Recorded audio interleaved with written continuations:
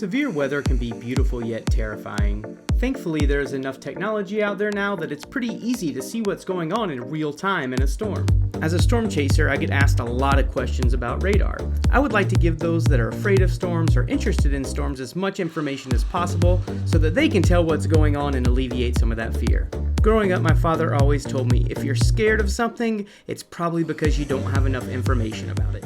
Over the next few minutes, I hope I can give you a little bit more information to help you out with that fear. What's up, I'm Edgar the Storm Chaser, and this is part 2 of my Radarscope 101 video, where we're going to discuss how to observe severe weather on radar. My goal in making these videos is so that anyone at any skill level will be able to watch them and get something out of it. I'm just going to really be going over the basics on how to observe severe weather in Radarscope, or really any radar for that matter, because this will be pretty consistent no matter which radar app you're using. If you haven't already, please make sure you subscribe to my channel. Also, like this video, turn on those notifications, because sometimes I'm out live storm chasing or covering severe weather in real time, and you're going to want to be notified right when that's happening. If you're new to radar or Radarscope and have zero knowledge, please make sure that you visit the description of this video and go click the link for my Radarscope 101 video. That'll give you a better clarity on exactly how to use the actual application, and this one's going to show you how to observe severe weather within it. Alright, so let's get right into this video. The first thing I'm going to do here is pull up Radarscope, make me a little bit smaller, make the radar big so you can see what's going on. We're going to be using the storm from Gilmore City this past Tuesday for our reference for today. So what we're going to be doing is looking at the velocity and the reflectivity. And we're going to start off with reflectivity. So one of the main things that you can tell with reflectivity is how much rain's happening, which direction the rain's happening, is there hail in the storm? Also, what is the storm doing? What's the shape of it? So let's take a look at this storm first. And this storm did produce a tornado. So I wanted you to know that in advance as we're looking at it. All right, so a lot of you have heard of the term hook echo, right? Everybody knows about a hook echo, or everyone's heard about a hook echo. What exactly is that? Basically, that is the hook of the storm from the rain wrapping around, and usually is the indication of a possible tornado or a wall cloud. So let's take a look at this one in motion as we go. So we're just going to play this storm forward. As we can see here, this part that's going to come around right on the back end of that forms the hook echo. So we'll let it go through one more time here, and right on the back you'll start to see, let me see if I can pause it, right here. You start seeing the hook form. So when we talk about a hook echo, you can see this right here. This is the hook. Looks like a hook. But yeah, so that's the hook echo. So this storm started forming that hook echo. What that's letting you know is that some rain is wrapping around the back end of that storm and starting to go. And you can kind of see it as it plays out. If you watch it in radar, you can watch that hook just kind of hook around there on the back end. Also, this little area right here around the hook, let's go check it out again. So this is called a notch. This is an inflow notch. This is usually where a supercell is getting fed and feeding into the storm. But also what you can know is that's usually where us storm chasers are when we're out storm chasing. That's usually where you have the best view of a tornado if it happens. Usually less rain in that area, so we're usually trying to be close to that area to get a good visual on the actual tornado if there is one. So as we can see here, this storm has a very classic hook echo look to it. And the other things we want to look at is the amount of rain that's with this storm. So sometimes storms are high precipitation, sometimes they're low precipitation, and you can tell by the amount of rain that's in them. So first let's go over this. So this light area in green is going to be rain, yellow is a little bit heavier rain, orange heavier, and red really heavy rain. But what I want you to know here is this pink area. When you start seeing this pink or even purple, that's usually a sign of hail. And if you want to know how big or what size the hail is, one of the things we can do is look at the DBZ on it. So to do that, we're going to click on the inspector tool that we learned about in our other video, and we can go look here. Look at this. You have DBZ 58, 56, a little bit higher into 60, 62. Just so you know, like anything above around 55 usually indicates that there is some light hail in the storm.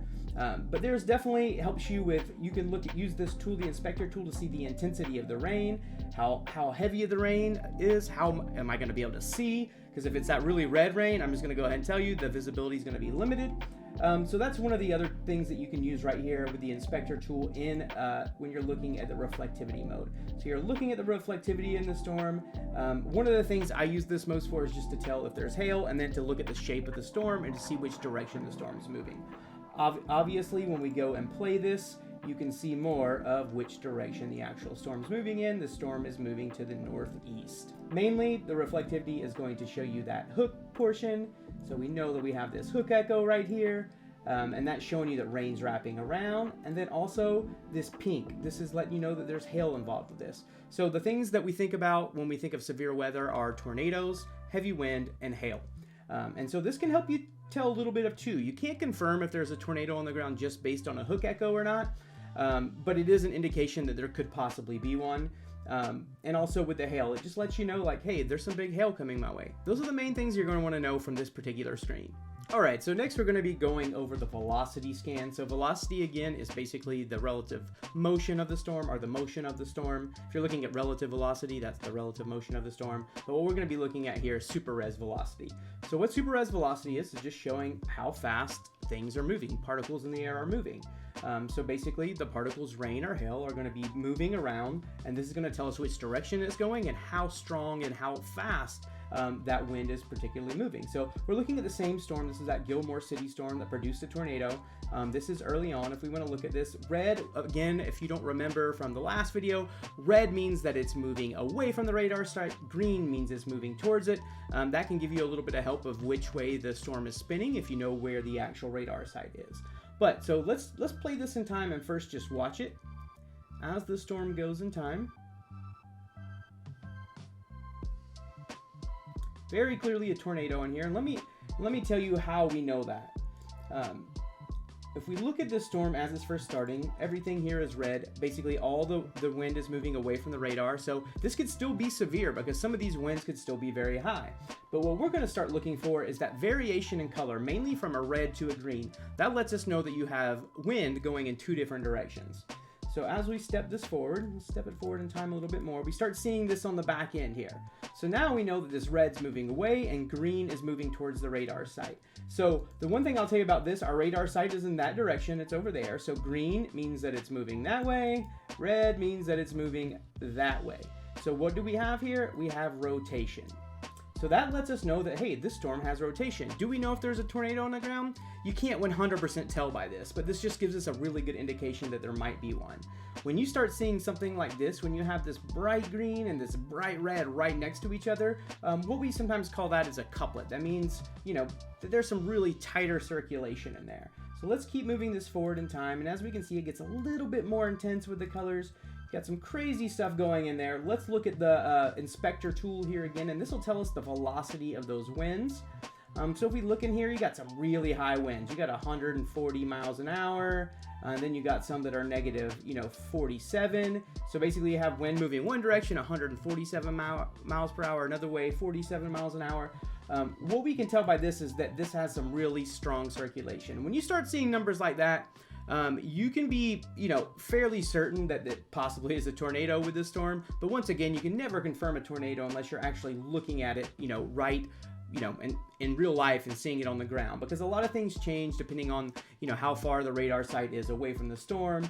There's a lot of stuff that goes into that. We're not going to get into that in this video because it's just about the basics. But let's look at this again, this full thing in real time. So it starts out all red, moving one direction. You start seeing that circulation. You see this really tight couplet, and boom, there was definitely a tornado on the ground. So one of the other things that I want to show you on here, now we can look at this, and this area has gotten a lot bigger. So it's a broad area of rotation. So what that can mean sometimes is that it's just a meso. And the meso is just the spinning part of a supercell. So, supercells are spinning. And sometimes when that rotation looks really broad, it's bigger on the velocity. And it's just a big supercell spinning like that. Once it tightens up and gets smaller, think of it like a top. More chances for there to be a tornado. And, maybe that's a better sign that there's a tornado. That's the way it should be put. But yeah, so we can take a look at this. Let's go back here and look at this one more time, because I told you that, severe weather is hail, wind, severe wind, and tornadoes. So let's look at the wind here. So if you see a storm coming to you, and maybe it doesn't have this green in here, you just see some of this yellow or this, this brighter color, and you can go in here and go, wow, 82, 92 miles an hour. 62 down here. That means the front of this storm has winds that are 60, 70 miles per hour. That in itself can be pretty devastating and is severe. So that's another thing that you can tell from looking at velocity scans. There's one other thing that I would like to go over, and that is these purple bands.